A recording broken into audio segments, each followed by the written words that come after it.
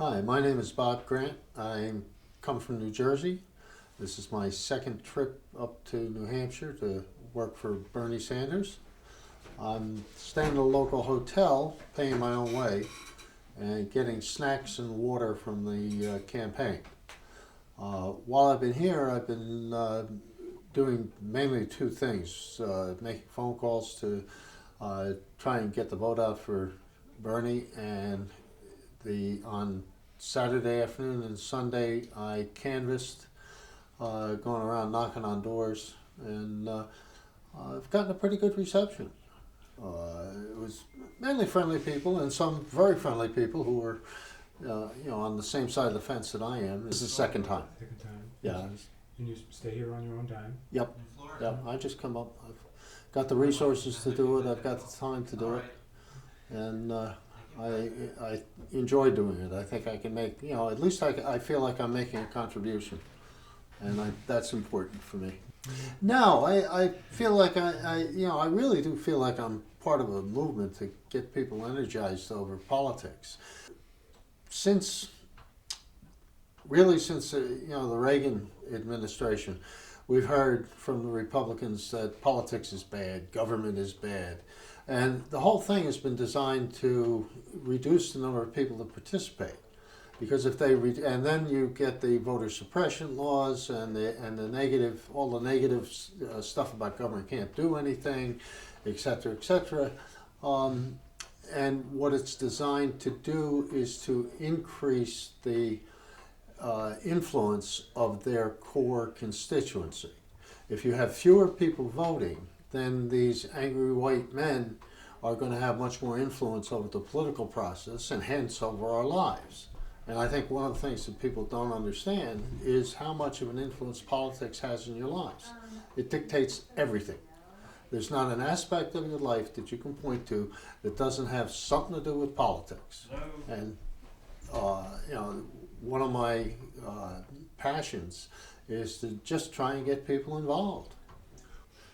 I'll give you last year, New Jersey has an election every year.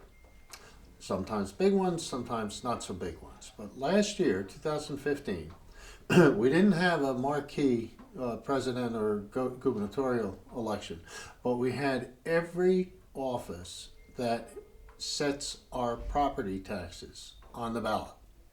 New Jersey's property taxes are the highest in the nation. So we had state legislators, we had county government, we had local government. And Board of Education. Those entities all account for our property tax bill. We had less than 20% turnout in my county, which is one of the 10 wealthiest counties in the country. And in my town, we had 10% turnout.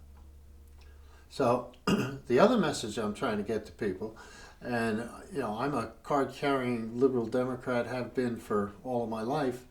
If you don't like government and you don't want to participate in the political process, that's fine. I'll make your decisions for you. And I'll decide who gets elected. And then we will see a whole bunch of people come out of the woodwork to decide they're going to vote. The basic method of persuasion is the candidate himself. He's a guy who is one of the few trustworthy people in the political process. He's honest to a fault. He has not tried to claim he's something he's not. He's stood by his record.